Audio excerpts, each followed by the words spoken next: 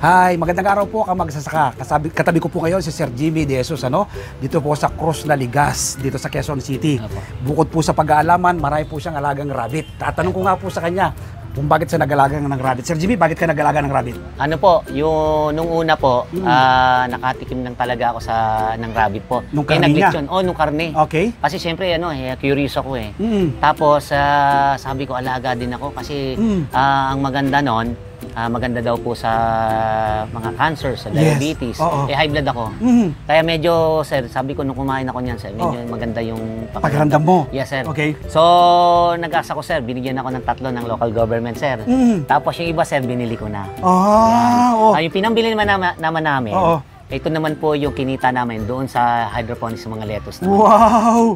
Sir Jimmy, eto, mukhang double purpose ka eh. Ay, doon sa meat, pakinabang na. Yung dumi po niya, ano bang ginagawa po niyo? Yan pa po ang isang kagandahan pa po. Yung dumi ng rabbit po, ang tawag po dyan is cold manure fertilizer. Cold manure, okay. So, meron tayong hot manure fertilizer. So, yung mga dumi ng baka, kalabaw, kabayo, kailangan manok, patuyuin pa yan? Kailangan pa po. Mga 2 months pa. Tsaka kapag nasobrahan, medyo natutuyo na natin. Ito po, kahit na walang overdose, walang kumbaga, pepe din straight away. So, yung mga pet bottles namin, yung mga pinaglalagyan namin ng mga seedling bag po, na kunyari, yung mga okra, mga nakita niyo po ito, may kamatis, may talong, dito po namin nilalagay yan. So, after a week po, na nadumihan, naihian, lalagay na namin sa seedling bag po, pwede na maglagay na naman po na panibagong punla. Ibig sabihin yung lupa, habang kinukondisyon mo, dito ka na kumukuha ng fertilizer. Dito na po. Diyan nakukuha ng nutrients ng halaman natin. Dito na po, Talaga naman, champion, mayaman na mayaman po siya sa NPK, yung natural na nitrogen, phosphorus, potassium. Ganito yung nangyayari sa'yo, Sir Jimmy. Use cycle siya. Yes. Talaga naman. So mag-alaga rin ng dapat rabbit yung iba natin mga kababayan. Tsaka walang pinipili. Ilang pares na po ngayon yan, Sir Jimmy? 15 po. 15.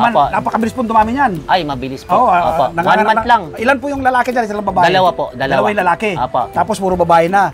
Paano pong malalaman na buntis siya? Buntis po siya. Lumalaki yan, siyempre. Kasi po, after 1 month po siya. 1 month lang naman talaga yung After na kasta mo dun sa kasta mo siya, okay, bibilang ka na ng 1 buwan. After 1 month po, yun na po. Anak na. Kaya nga po, sinabi, kuneho mabilis.